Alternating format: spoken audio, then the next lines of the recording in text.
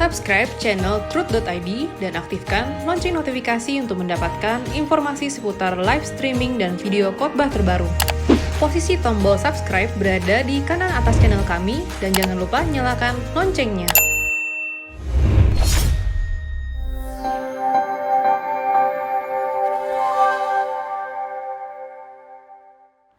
Halo Bapak Ibu Saudara-saudari sekalian, bertemu lagi kita pada kesempatan kali ini. Pada kesempatan kali ini kita akan membahas mengenai manajemen keuangan yang alkitabiah.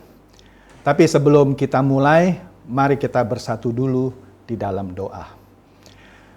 Bapa kami yang bertata di dalam kerajaan surga, terima kasih Bapa jika pada hari ini kami boleh berjumpa lagi bersama-sama membahas mengenai manajemen keuangan yang alkitabiah.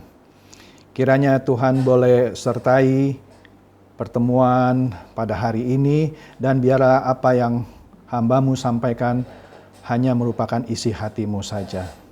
Karena hanya dengan demikian nama-Mu boleh dipermuliakan di muka bumi ini. Kami siap untuk mendengarkan sebagian dari kebenaran firman-Mu dan kami berdoa dalam nama Tuhan Yesus Kristus. Amin. Oke, Bapak Ibu, Saudara-saudari sekalian. Saya pernah ditanya sama orang misalnya begini, Pak, apakah orang Kristen itu boleh kaya? Kalau itu saya tidak ragu untuk menjawabnya, ya bolehlah. Ya kalau orang kerjanya jujur gitu ya, berprestasi, dari waktu ke waktu dia terus dipromosi oleh perusahaannya atau atasannya, sehingga pada suatu saat nanti dia menduduki posisi yang tinggi bahkan tertinggi menjadi presiden direktur, dan untuk itu dia mendapat imbalan gaji yang terus meningkat, ya otomatis kaya kan. Ya nggak salah dong kalau orang punya prestasi kemudian dia menjadi kaya karena prestasinya. Atau kalau dia misalnya wira swasta, dia punya usaha, toko atau apapun misalnya, kemudian dia berusaha dengan jujur gitu ya, jualan barang tidak tipu-tipu, misalnya jual beras kalau 1 kilo malah ditambahin sedikit gitu, dia nggak pakai timbangan bodong gitu, sehingga orang suka belanja di tokonya dan menjadi viral karena kejujurannya dalam melakukan bisnisnya. Tentu saja makin lama tokonya makin ramai kan. Atau kalau dia punya restoran yang jualan bakmi misalnya, bakminya enak gitu ya.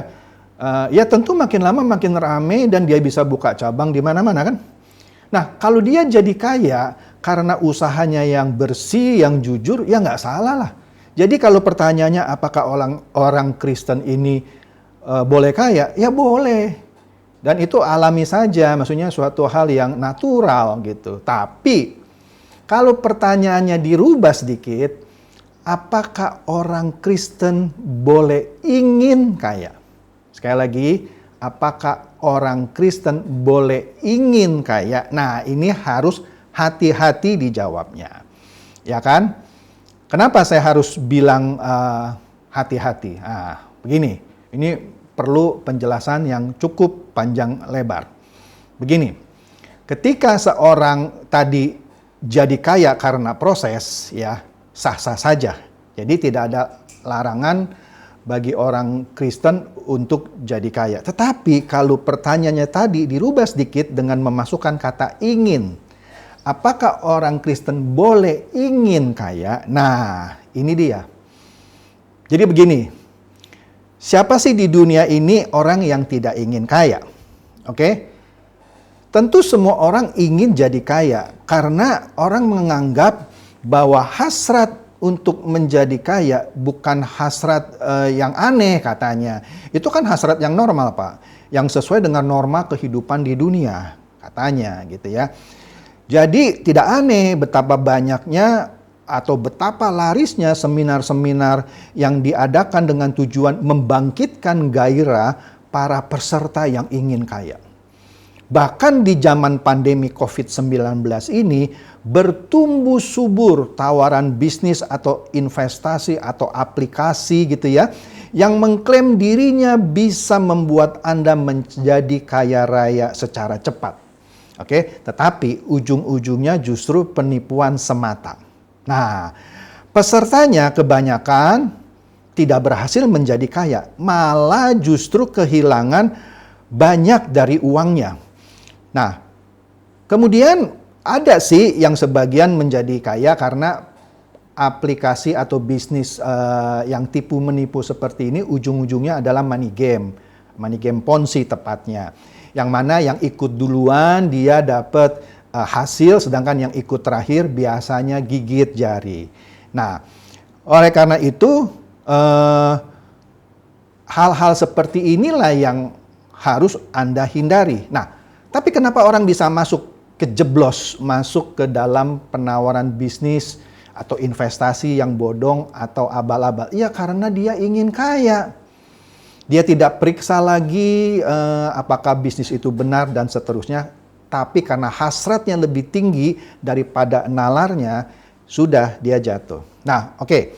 Nah, kemudian juga kita lihat juga banyak motivasi-motivasi yang dibuat dalam bentuk seminar. Seminar bagaimana membuat Anda berhasil, cepat berhasil begitu ya. Nah, sehingga malah di zaman pandemi ini banyak orang yang beralih profesi jadi motivator gitu ya. Motivator yang bisa membuat Anda sukses dalam waktu sekejap gitu ya. Padahal ujung-ujungnya dia memanfaatkan Anda ikut seminarnya untuk membuat dia lebih kaya. Dan Anda selesai dari seminarnya belum tentu Anda bisa jadi kaya otomatis. Oke. Kemudian masalahnya yang menjadi ironi adalah gereja ternyata juga tidak luput dari kondisi yang serupa. Banyak orang berbondong-bondong ke gereja tertentu sebab mereka tertarik oleh promosi-promosi kenyamanan hidup yang selalu didengungkan di gereja tersebut. Seperti berkat Tuhanlah yang menjadikan kaya. Susah payah tak akan menambahinya. Seakan-akan kalau dia beribadah ke gereja itu, nanti berkat Tuhan otomatis dikucurkan ke atas dirinya gitu ya, tanpa perlu bersusah payah. Padahal arti dari ayat itu tidak seperti itu. Panjanglah, nanti kapan-kapan kita bahas lagi ayatnya, oke? Tuhan akan menjadikan engkau kepala, bukan ekor, dikutip dari Perjanjian Lama. Ya kan, Anda akan jadi umat pemenang. Seakan-akan kalau Anda ke gereja itu, Anda jadi umat pemenang di segala lini kehidupan Anda. Mau bisnis atau karir atau apapun gitu. Nah, di sini gereja juga ternyata ikut terjebak. Di mana motivatornya adalah pendetanya sendiri. Oke? Nah, melalui promosi-promosi yang membangkitkan hasrat orang-orang yang ingin kaya tersebut. Oke? Mereka berupaya mengumpulkan orang atau jemaat lebih banyak lagi untuk datang ke gerejanya. Oke? Mereka lalu diajarkan bahwa untuk mencapai kesuksesan, selain pujian penyembahan juga harus ditambah dengan doa puasa, persembahan, persepuluhan, atau bahkan pemberian buah sulung yang teratur gitu. Nah, jadi motivasinya tetap saja sama di dunia sekuler gitu, untuk bagaimana jemaat ini bisa sukses seakan-akan. Oke, nah ada satu contoh yang menarik. Seorang penginjil kelas dunia pernah tercatat jatuh dengan cara seperti ini. Orang ini namanya Jim Bakker.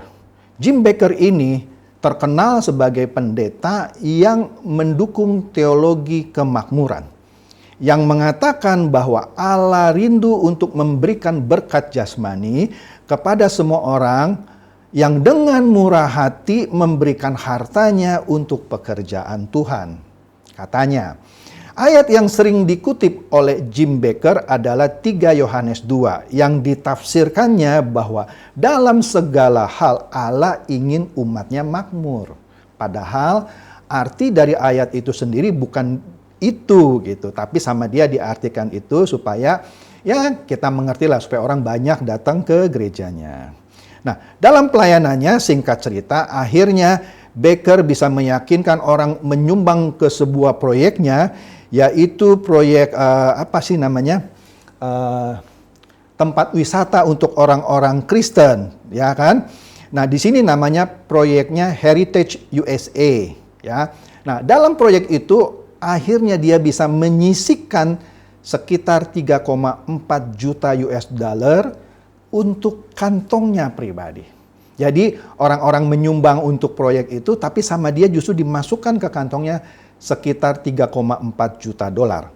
Atau kalau kita pakai kurs pada saat ini kira-kira 50 miliar rupiah. Oke. Nah, singkat cerita akhirnya dia ketahuan lah begitu. Ya kan? Dia ketahuan. Selain itu juga dia melakukan tindak kriminal, melakukan pembukuan ganda dan penipuan lainnya, sehingga akhirnya Baker harus mendekam di penjara selama 8 tahun. Bayangkan, seorang pendeta gitu ya, juga terpincut untuk jadi kaya. Kenapa? Karena dia punya hasrat ingin kaya. Jadi sudah mulai menangkap ya, kenapa kata ingin itu artinya melambangkan hasrat yang bisa menjerat kita. Oke? Di penjara, akhirnya Jim Baker berkesempatan untuk mempelajari ulang Alkitab dan meninggalkan teologi kemakmuran yang dulu dianutnya dan diajarkan kepada jemaatnya. Kemudian di tahun 1996, ia menulis sebuah buku yang berjudul I Was Wrong. Saya pernah salah. I Was Wrong. Yang di dalamnya ia mengakui bahwa di dalam hidupnya ia baru sekali membaca seluruh Alkitab dari awal hingga akhir di dalam penjara itu. Dan Alkitab menyadarkannya dia bahwa ia telah mencopot bagian-bagian tertentu dari Alkitab di luar konteksnya. Ayat itu digunakan olehnya sebagai pendukung ajaran teologi kemakmuran. Yang mana ternyata arti ayat itu tidak sesuai dengan konteks yang sesungguhnya. Jadi sama dia dilencengkan gitu ya. Untuk mendukung maksudnya dia untuk memperkaya dirinya. Nah, di dalam bukunya I Was Wrong ini, Baker menyatakan bahwa semakin banyak saya mempelajari Alkitab, ternyata saya harus mengakui bahwa pesan kemakmuran tidak sejalan dengan arah kitab suci. Hati saya hancur, begitu kira-kira kata Jim Baker, saat berpikir bahwa saya telah menggiring begitu banyak orang kepada kesesatan. Iya, karena ayat-ayat Alkitab diartikan seenaknya gitu ya, untuk mendukung teologi kemakmuran dia. Kemudian saya mengerti, kata Jim Baker, bahwa saya dahulu telah begitu salah. Sesuai dengan judul bukunya kan, I Was Wrong. Dan saya sungguh bersyukur bahwa Allah tidak memukul saya hingga mati karena saya adalah nabi palsu. Oke, wah ini pengakuan yang jujur, hebat menurut saya dari seorang Jim Baker, evangelis terkenal pada saat itu. Nah, kemudian Baker sadar bahwa dirinya salah, telah memanfaatkan banyak orang yang ingin kaya justru untuk memperkaya dirinya sendiri. Tetapi kita lihat masih banyak saja pengkhotbah-pengkhotbah yang sampai saat ini terus mengikuti jejak Baker yang justru sudah bertobat. Yaitu apa? Yaitu ingin kaya melalui orang lain yang ingin kaya. Makanya sekali lagi kata ingin, nah ini hati-hati. Oke. Kemudian kita lihat lagi. Banyak buku-buku yang bernafaskan kekristenan yang berusaha menjelaskan bahwa Allah katanya tidak suka orang Kristen itu miskin. Bahkan saya pernah dengar sebuah khotbah menyatakan, kalau Anda orang Kristen dan Anda masih miskin, Anda mempermalukan Tuhan Anda. Astaga. Saya rasanya belum pernah ketemu gitu ya, ayat yang menyatakan kalau orang Kristen miskin itu artinya dia mempermalukan Allahnya. Tapi ya oke lah, sudahlah. Nah di sini dikatakan lagi buku itu. Nah, kalau orang Kristen yang terus-menerus harus bergumul dengan masalah hidupnya, dalam hal ini kemiskinan gitu ya, maka itu bukanlah hal yang rohani.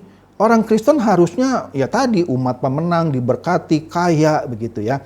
Dikatakan lagi di sini di ajaran yang di buku-buku itu misalnya, Allah ingin anak-anaknya kaya supaya bisa memberkati orang lain. Betul sih, kalau kita kaya bisa memberkati orang lain, bagus. Tapi bukan begitu yang ditekankan bahwa Allah ingin anak-anaknya semua kaya gitu ya, bukan. Oke. Nah, buku-buku tersebut juga menceritakan rahasia-rahasia meraih berkat.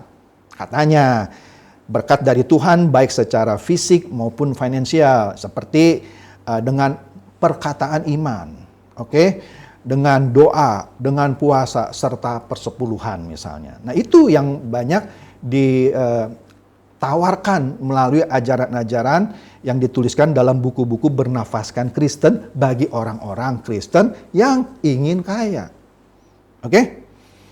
Kembali lagi ke pertanyaan, apakah orang Kristen boleh ingin kaya? Nah, biasanya kalau kita tanyakan ini kepada jemaat, bolehkah orang Kristen ingin kaya? Kebanyakan orang Kristen langsung jawab, boleh, amin gitu. Maksudnya supaya dia jadi kaya, maka dia bilang amin, kenceng lagi gitu aminnya ya.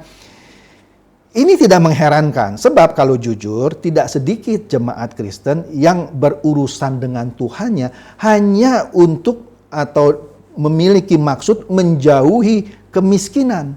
Jadi dia berhubungan dengan Tuhan karena dia mau menjauhkan kemiskinan. Dia berhubungan dengan Tuhan, rajin ke gereja karena mau kaya. Itu aja yang ada di benaknya.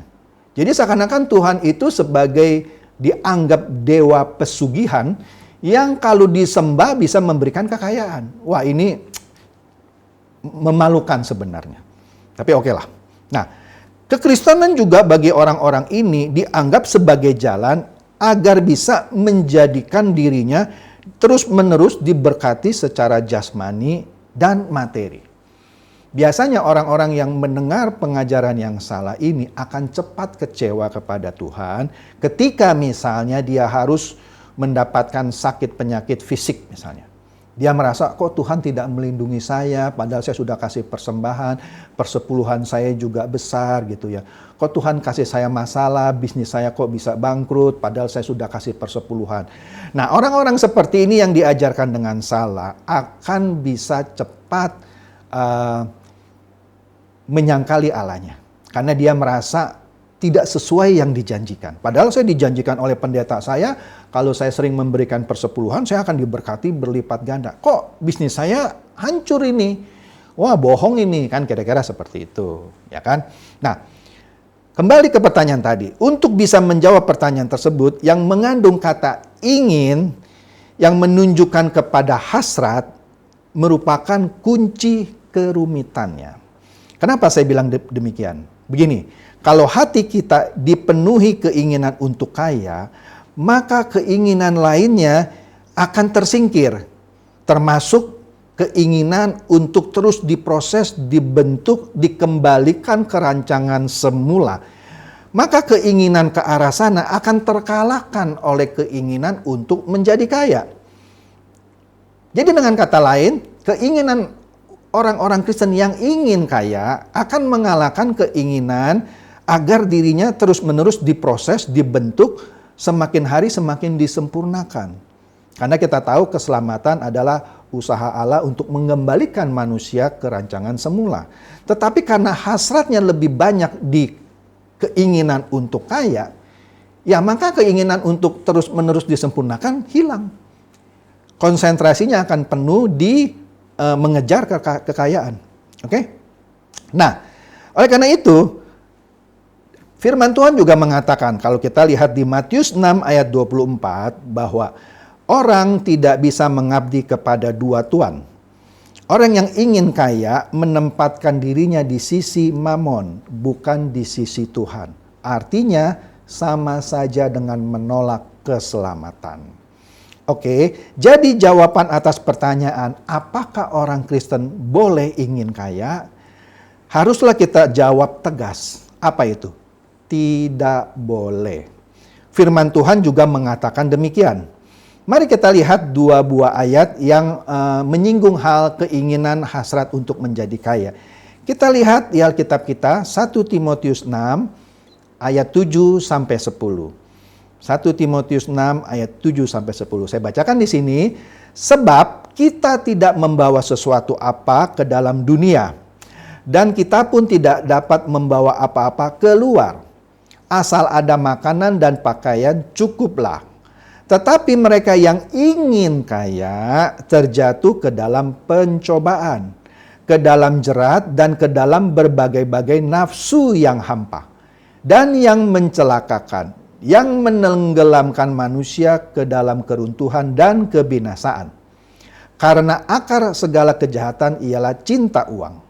Sebab oleh memburu uanglah beberapa orang telah menyimpang dari iman dan menyiksa dirinya dengan berbagai duka. Jadi 1 Timotius 6 ayat 7-10 ini jelas bahwa karena keinginan orang mau kaya itulah membuat dia jatuh. Jelas ayatnya. Tidak usah ditafsirkan panjang lebar lagi. Kemudian kita lihat di Amsal 23 ayat 4. Di sini dikatakan, jangan bersusah payah untuk menjadi kaya. Tinggalkan niatmu itu. Sama. Ya kan? Ini karena suatu keinginan atau niat yang membuat fokus hidup kita hanya untuk mamon gitu. Bukan fokus ke dalam proses keselamatan. Oke? Nah, jadi ingin kaya adalah hasrat yang bertentangan dengan firman Tuhan. Jelas dari 2 ayat tadi, ya kan? Letak kesalahannya bukan pada kekayaan itu sendiri. Kekayaannya itu nggak salah. Letak kesalahannya bukan juga pada uang atau harta, tetapi pada keinginannya atau kecintaannya terhadap uang itu. Ya. Nah, sekarang bagaimana caranya agar kita bisa melepaskan diri kita dari keinginan dan kecintaan terhadap uang itu? Kan tadi kan dikatakan kalau kita punya hasrat atau keinginan jadi kaya itu melanggar firman Tuhan, ya kan? Sekarang bagaimana caranya agar kita bisa melepaskan diri kita? Oke, 1, kita harus bisa membedakan antara yang menjadi kebutuhan dengan yang menjadi keinginan. Tidak semua barang adalah kebutuhan. Kebutuhan dan keinginan adalah sesuatu yang sangat berbeda. Kalau seorang sudah tidak bisa membedakan mana kebutuhan dan mana keinginan, maka pada dasarnya dia pada setiap kehidupannya dia akan merusak kehidupannya itu sendiri. Jadi dia nggak bisa bedakan apakah ini sesuatu yang saya butuhkan atau sesuatu yang saya inginkan. Jadi dianggap semua itu perlu untuk didapat gitu. Padahal dia harus pilih. Ini kebutuhan yang harus dipenuhi dan itu adalah cuma keinginan. Yang kalau saya bisa dapat bagus, nggak bisa juga nggak apa-apa. Nggak usah terlalu ngotot misalnya gitu ya. Dia harus bisa memilah mana yang kebutuhan, mana yang keinginan. Nah, jadi kalau dia tidak bisa membedakan kebutuhan dan keinginan, tadi rusaklah kehidupan. Kenapa? Itu membuat orang banyak yang tergila-gila dengan mobil mewah. Saya bukan bilang memiliki mobil mewah adalah kesalahan, bukan. Kalau Anda memang diberkati dan Anda bisa beli mobil mewah dan memang Anda harus beli mobil mewah ini untuk menunjang performance bisnis Anda, silakan. Tetapi kalau misalnya penghasilan Anda saja pas-pasan, bahkan minus, tapi Anda punya keinginan untuk memiliki mobil mewah, nah ini sudah pasti salah. Anda kan mau tampil seperti ingin dilihat orang sebagai orang kaya kan, karena Anda memimpikan punya mobil mewah. Kemudian menginginkan rumah mewah. Bukan rumah mewahnya yang salah. Sekali lagi kalau Anda diberkati luar biasa gitu ya, Anda punya berkat ya silakanlah Anda beli rumah mewah gitu. Tapi kalau Anda memimpikan, menginginkan gitu, padahal kondisi Anda sekarang saja tidak memungkinkan karena hidup pas-pasan bahkan berhutang gitu. Tapi Anda punya hasrat gitu. Nah, disitulah orang bisa terjatuh. Apa misalnya? Tipu sana, tipu sini. Korupsi sana, korupsi sini. Oke? Inilah keinginan atau hasrat yang merusak orang Kristen. Oke? Nah, ini adalah suatu bahaya yang sangat menakutkan sebenarnya dan harus diwaspadai secara serius oleh orang Kristen. Oleh karena itu, tidak heran di zaman pandemi COVID-19 ini, yang sebenarnya membuat semua sendi kehidupan terganggu, semakin banyak saja orang terpincut akan tawaran bisnis atau investasi yang menjanjikan keuntungan besar dalam waktu singkat. Kan impossible sebenarnya, tapi karena hasratnya gitu ya, ingin jadi kaya cepat, apalagi keadaan lagi sulit nih. Ada bisnis nih yang menawarkan keuntungan besar dalam waktu singkat. Ya sudah, karena dia tidak bisa meredam keinginannya tadi, dia caplok itu bisnis itu tanpa pikir panjang, tanpa dia analisa. Ujung-ujungnya apa? Pilihan bisnis yang salah ini akan meludeskan uang yang mereka investasikan. Ya kan? Nah, inilah yang tadi saya sebutkan di awal, tawaran bisnis bodong yang nggak lain dari money game Ponzi. Nah, orang-orang yang ingin kaya ini biasanya paling banyak terjebak ke dalam penawaran bisnis atau investasi bodong tadi yang berbasiskan money game Ponzi. Tidak usah heran, bahkan saya pernah menemukan ada sejumlah pendeta serius yang justru terlibat menjalankan bahkan mempromosikan bisnis bodong seperti ini. Meskipun pemerintah sudah menyatakan bisnis itu adalah ilegal, tapi tetap saja ada rohaniawan-rohaniawan yang tetap menawarkannya. Ini kan sangat ironis. Harusnya rohaniawan-rohaniawan ini memberikan contoh yang baik, tapi dia sendiri terlibat ke dalam penawaran bisnis atau investasi bodong yang merugikan banyak orang. Nah, obat manjur untuk mengatasi semua itu apa? Harus ada obatnya dong. Obatnya adalah merasa cukup. Merasa cukup. Seperti yang sudah diajarkan oleh Tuhan Yesus di dalam doa Bapa kami. Rasa cukuplah yang membuat ibadah kita kepada Tuhan menjadi berarti. Kalau kita lihat di 1 Timotius 6 ayat 6 dikatakan di situ, memang ibadah itu kalau disertai rasa cukup memberi keuntungan besar. Kata rasa cukup dalam teks aslinya adalah aftarkias, yang berarti kepuasan dan kebahagiaan dengan apa yang ada. Rasa cukup. Ibadah di dalam ayat tadi, bahasa aslinya adalah Serbia yang berarti kesalehan atau kesucian. Nah, jadi kalau ibadah disertai dengan rasa cukup, ya, yang kepuasan dengan kebahagiaan yang ada, maka itu membuat kita lebih mudah untuk beribadah gitu ya. Karena rasa puas itu sudah bisa kita cukupi dengan apa yang sudah kita miliki gitu ya. Tanpa rasa cukup gitu ya, mau lagi, apalagi yang kita mau itu bukan kebutuhan tetapi keinginan, maka hidup saleh itu menjadi sia-sia. Oke? Oleh karena itu, kita harus belajar membedakan mana yang merupakan kebutuhan dan mana yang merupakan keinginan. Mana yang merupakan kebutuhan, mana yang merupakan keinginan. Untuk bisa membedakan, kita harus mengisi pikiran kita dengan perkara-perkara yang di atas. Seperti nasihat Rasul Paulus di Kolose 3 ayat 1 sampai 4. Oke? Selain itu, di dalam mengelola keuangan kita harus memutuskan ketergantungan sikap hati kita terhadap kekayaan atau materi dunia. Karena itu semua akan menutup keran sukacita dari Tuhan. Sekali lagi, di dalam mengelola keuangan kita harus memutuskan ketergantungan sikap kita kepada kekayaan atau materi dunia. Karena itu semua akan menutup keran sukacita Tuhan. Kalau kita lihat Alkitab kita di 1 Timotius 6 ayat 10 dikatakan di sini, karena akar segala kejahatan ialah cinta uang.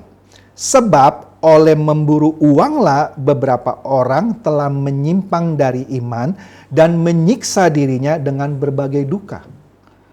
Orang-orang yang menganggap kelimpahan itu diukur dari jumlah materi yang dia miliki, tidak akan pernah bersuka cita. Sekali lagi, orang-orang yang menganggap kelimpahan itu harus diukur dari jumlah materi yang dimilikinya, tidak akan pernah sukacita. Kenapa? Karena dia selalu merasa tidak puas. Kenapa dia merasa tidak puas? Karena misalnya dia melihat tetangganya, temannya, kok punya lebih. Sehingga dia timbul lagi hasrat untuk punya lebih banyak lagi. Jadi terus aja dia tidak akan pernah merasa puas. Ya kan? Nah, justru sebaliknya orang yang seperti ini akan terus dilingkupi oleh duka cita. Kok bisa? Ya bisa. Meskipun dia sudah kaya, karena dia punya hasrat lagi untuk mengalahkan temannya, tetangganya yang sudah beli mobil mewah baru, dan dia belum punya mobil itu, dia berduka cita gitu. Padahal dia sudah kaya, tapi dia mau lebih kaya lagi, berduka cita. Dia agak susah menikmati sukacita di dalam kehidupannya. Oke? Karena kenapa? Karena mereka juga semakin jauh menyimpang dari imannya. Oke? Sebaliknya, orang-orang yang memiliki sukacita Tuhan, ya, memiliki rasa cukup, merasakan dirinya berkelimpahan meski tidak mempunyai uang banyak. Beda kan? Ada orang yang punya uang banyak tetapi tidak punya sukacita, malah berduka cita karena hatinya terus dipenuhi dengan hasrat keinginan untuk mau lebih, mau ingin kaya lagi, mengalahkan orang lain. Ya, duka cita yang dia dapat. Dia tidak akan dapat sukacita. Nah, kembali lagi ke investasi yang tadi pernah saya singgung di awal. Nah, kita kan sedang berbicara bagaimana manajemen keuangan dari sisi yang alkitabiah. Investasi di suatu bisnis pastinya untuk mendapatkan keuntungan. Dan ini bukanlah hal yang haram. Iyalah, mana ada orang berbisnis mau rugi. Kalau Anda berbisnis mau rugi, Anda bukan berbisnis namanya. Anda membuat panti sosial, kira-kira begitu. Tapi bisnis dimanapun, ujung-ujungnya pasti mau mendapatkan keuntungan. Dan itu bukanlah hal yang haram. Oke? Investasi itu menempatkan uang ke dalam sebuah bisnis. Dengan harapan untuk memperoleh laba dalam jangka waktu tertentu. Investasi yang benar di dalam dunia ini harus diawali dengan apa? Analisa keuangan yang seksama, analisa bisnisnya, benar nggak nih? Kalau Anda misalnya ditawarkan sebuah bisnis yang setiap hari dapat untung 2%, sebulan kan 60%. Sebulan 60%, setahun 720%.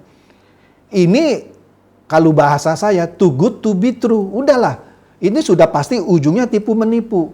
Walaupun penawarannya mulus gitu ya, muluk-muluk. Karena gini Pak, kita simpan dalam bentuk ini.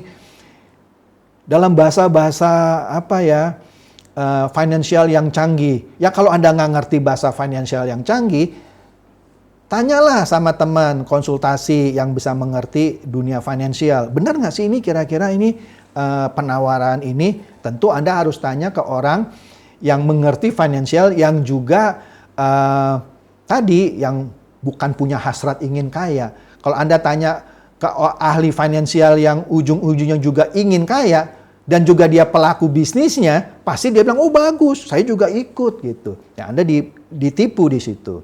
Oke? Nah, jadi pertama Anda harus melakukan analisis keuangan dengan seksama. Jika kita menanam uang kita tanpa kita melakukan analisis terlebih dahulu dan mengharapkan laba yang besar tanpa dasar ilmiah gitu ya, tanpa ditelaah dulu, itu namanya bukan investasi. Itu namanya Anda berjudi atau berspekulasi. Yang mana justru bisa dianggap sebagai kebodohan semata. Bodoh Anda. Nggak analisa, nggak apa, percaya sehari 2%, sebulan 60%, setahun dapat keuntungan 720%. Jadi kira-kira gini, kalau Anda investasi 10 juta dalam 1 tahun, karena dia 700%, Anda dapat 7 kali lipat gitu. Ya bisnis apa? Ya kan? Nah itu karena dia terpincut oleh niatnya untuk ingin kaya. Ditabrak aja tanpa dianalisa. Nah, uang itu harus kita kuasai dengan benar. Jangan malah uang itu yang menguasai kita. Oke? Kita harus menguasai uang. Bukan uang yang menguasai kita. Dengan penguasaan kita terhadap uang, maka kita dapat menggunakan uang itu sebagai berkat dan menghidupkan banyak orang atau membantu banyak orang demi kemuliaan nama Tuhan. Jadi kalau kita bisa menguasai uang itu, bagus karena kita bisa menggunakan uang itu untuk hal-hal yang positif sebagai berkat bagi banyak orang untuk menunjang pekerjaan Tuhan. Oke? Kita juga tidak perlu mengikuti gaya hidup orang-orang lain di sekitar kita yang tidak benar itu misalnya. Nah, kalau kita mengikuti gaya hidup orang yang nggak benar, itu akan memacu kita menjadi orang yang konsumeristis. Kita gampang iri hati kepada orang lain. Oh, dia punya mobil baru, saya juga harus punya. Malah harus yang lebih bagus misalnya. Iri hati, iri hati. Kalau dia nggak bisa, sakit hati dia. Berduka cita. Jadilah diri Anda sendiri, ya kan? Merasa cukup dengan apa yang sudah Anda punyai. Tidak perlu bagi kita semua ini untuk mengejar sesuatu yang ujung-ujungnya hanya untuk memberi nilai lebih gitu kepada diri kita. Atau citra diri supaya dianggap orang sukses, dianggap bos besar gitu ya. Kita tidak perlu hidup dengan cara seperti itu gitu. Karena itu adalah cara yang salah dan pasti tidak alkitabiah. Akhirnya kita juga harus bertanggung jawab atas setiap keputusan dan tindakan kita. Allah akan membiarkan setiap orang menuai apa yang ditaburnya. Oke?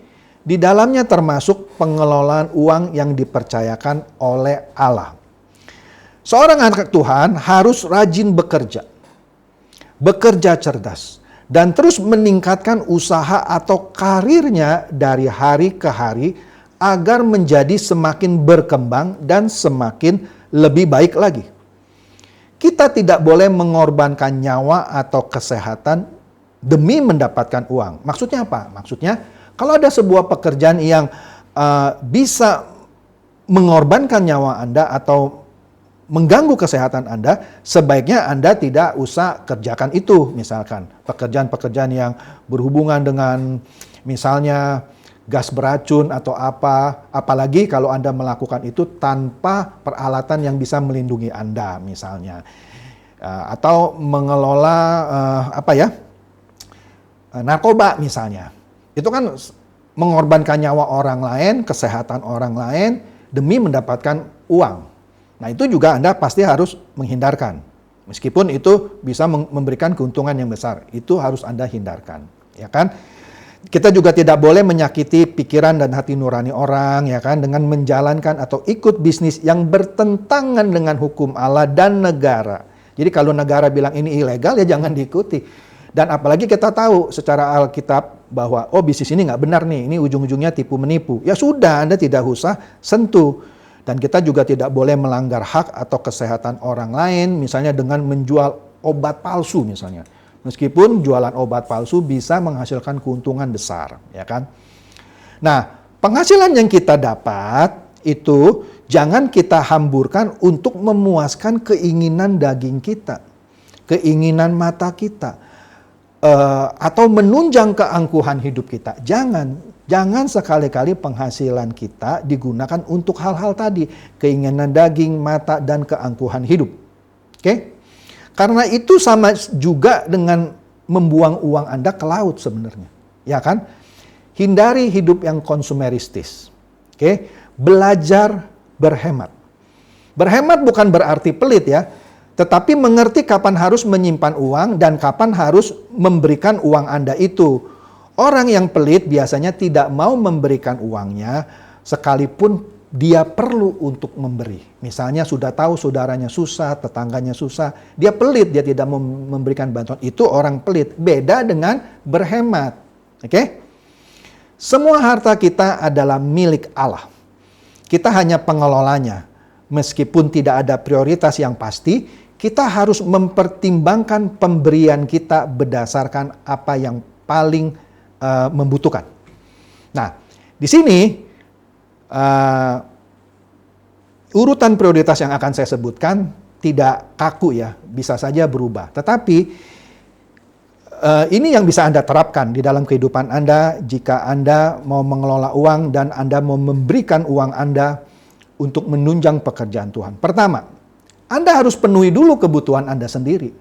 Misalnya, Anda belum makan nih 3 hari ya, karena pada hari keempat Anda baru dapat uang. Ya Anda harus beli makanan lah buat Anda sendiri daripada Anda mati gitu kan. Jadi betul penuhi kebutuhan diri sendiri. Pak, bukannya harus kasih gereja dulu? Enggak. Anda makan dulu daripada Anda mati. Oke? Kedua, penuhi kebutuhan keluarga kita. Ya, Kalau anak belum bayar uang sekolah, belum bayar uang kuliah gitu ya, Anda harus bayar gitu.